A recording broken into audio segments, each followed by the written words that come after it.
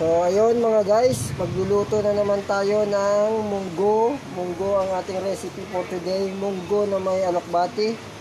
Siyempre yung kamatis, bawang at saka yung magic sarap. Siyempre sibuyas. So uunahin ko muna yung request ng bata na daing na sapsap. So ito na siya. Kunin na natin yung sapsap na dinaing.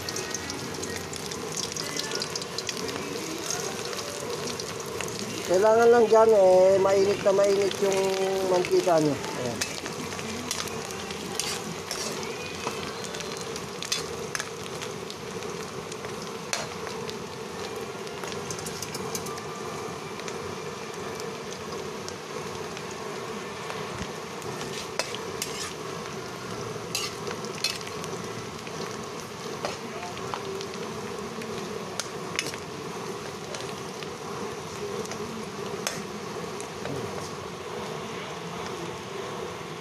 So yan, okay na.